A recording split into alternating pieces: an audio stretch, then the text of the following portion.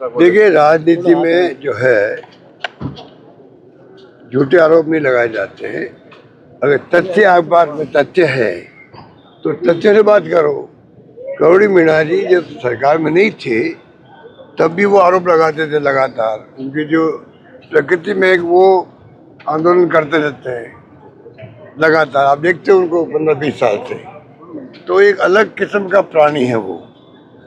तो पहले भी आरोप लगाते थे, अब भी लगा रहे हैं।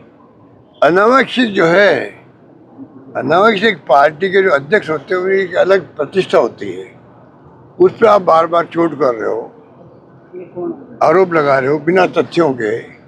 तो आप बताइए कि पार्टी में रिएक्शन होगा? हमारी पार्टी में रिएक्शन है। हुताशा जी तो खुद तो खैर उनको लगता भाई ये क्या आरोप लगा रहा है बिना तथ्यों के।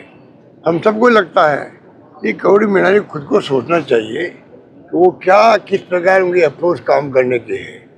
छापे डाल रहे हैं और छापे के साथ जो जाते हैं लोग उनके वसूली करते हैं वो। ये तो प्रूव हो गया है। जब प्रूव हो गया तो कहते हैं कि एसीबी भी दबाव में काम कर रही है। तो भाई एसीबी तो दबाव में, जब से डीजी साहब आए हैं पहले मैंने कहा ये आदमी तो बना है डीजी, तो पूरी तरह सीएमओ के और सीएम के दबाव में है ये। और इनके जो नीचे अधिकारी है वो भी इनकी बात नहीं मानते हैं, वो इनको उल्टा दबाते हैं। तो मुझे लगता है वो खुद परेशान होगा। डीजी एसीबी का जो डीजी है वो खुद परेशान होगा मेरे ख्याल से, जहाँ तक मैं समझता हूँ।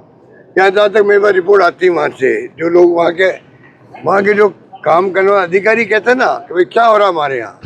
स्थिति एसीबी की बहुत भयानक खराब है, दबाव में काम हो रहे हैं। मुख्यमंत्री जी को ऑब्लाइज करने के लिए फैसले हो रहे हैं। आयोग कह रहा भाई ये मुलजिम नहीं बनता हमारा, और ऊपर से कहते हैं डीजी साहब और जो दबाव आता है उनके ऊपर, नहीं आप इनको अरेस्ट करो। ऐसा मैंने आज तक कभी देखा नहीं, ऐसा कभी देखा नहीं। भी 3-3 बार हम भी मुख्यमंत्री रहे हैं। एसीबी में कोई पंचायत नहीं करनी चाहिए किसी को भी, यहाँ पंचायत नहीं हो रही है। आयोग कह रहा भाई ये तो अरेस्ट नहीं हो सकता क्योंकि इसमें कोई केस नहीं बनता, आप इसको अरेस्ट कीजिए। अरेस्ट हुए भी हैं, महेश जोशी भी है, आयोग ने बना किया। उनका ऑलरेडी वो अरेस्ट हो चुके थे ईडी के अंदर, वैसे ही केस के अंदर यहाँ वापस अरेस्ट कर लिया। क्या मजाक बना रखी है? क्या मुख्यमंत्री को दिखता नहीं है कि क्या हो रहा है? उनका खुद का नाम आता है कि दबाव आता है, क्या आरएसएस वालों का आता होगा? आरएसएस के दबाव आने के बाद में मुख्यमंत्री हथियार डाल देते हैं, हथियार डाल देते हैं। राज तो आरएसएस कर रहा है, ये तो मुखौटे हैं खाली। लगता है मुझे कि आजकल जो राज करते हैं लोग, ये मुखौटे बने हुए राजस्थान के अंदर। राज कर रहा आरएसएस वाले कर रहे हैं। ट्रांसफर, पोस्टिंग, करप्शन सब वहीं से डायरेक्शन आते हैं। हालात बड़े गंभीर है राजस्थान के। ऐसी इनकी स्थिति बनेगी इस बार। राजस्थान की जनता जो है वो जागरूक है।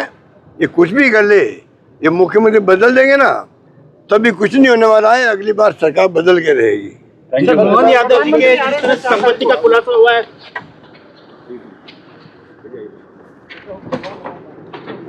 सर मोहन यादव जी की संपत्ति का जिस तरह से यहाँ तो नहीं बहुत है यार। ठीक है सर, चारों ओर हाहाकार मचा हुआ है। बीजेपी की राज्यों में जहाँ सरकारें इनकी है, सरकारें बीजेपी की जहाँ है, हाहाकार मचा हुआ है। ऐसी लूट कभी आज तक कभी सुनी नहीं, देखी नहीं और समझी नहीं है। हालात बड़े गंभीर है। एक के बाद एक घोटाले खोल रहे हैं जिसमें आपके मध्य प्रदेश के मुख्यमंत्री का नाम भी आया है। जवाब इनके पास कुछ नहीं है, या तो चुप रहते हैं, प्रतिक्रिया नहीं देते हैं तो खाली फॉर्मेलिटी करते हैं। इसलिए मैंने कहा राजस्थान में भी करप्शन की हदें खत्म हो गई है। गांव से लगा करके जयपुर तक लोग दुखी है। मर्डर, रेप, फेप, डकैतियाँ अलग हो रही है। तो कहाँ जाए आदमी, कहाँ जाए? वो बहुत स्थिति खराब है। जनता, ये मुख्यमंत्री खुद को समझ लेना चाहिए हालात क्या है और वो ठीक करने का प्रयास करना चाहिए। मॉरली हम उनको सपोर्ट करेंगे, हमारे कोई दुश्मनी नहीं मुख्यमंत्री जी। हम मॉरली सपोर्ट करेंगे, विपक्ष का सहयोग ले, पर स्थिति बहुत ही नाजुक है, उनके हाथ से निकलती जा रही है। Doctor Manmohan Singh ji prime minister थे, वीरप्पा मोदी जी थे पेट्रोल मिनिस्टर, तब हमने उनसे रिक्वेस्ट करके रिफाइनरी सैंक्शन करवाई। काम शुरू करवा दिया, फिर बाद में 5 साल रोके रखा है। उसका जवाब इनको देना चाहिए, प्रधानमंत्री जी को। जब आ रहे हैं वो यहाँ जवाब दे, 5 साल क्यों काम रोका। उसके कारण 37,000 करोड़ की रिफाइनरी 80,000 करोड़ की बन गई है।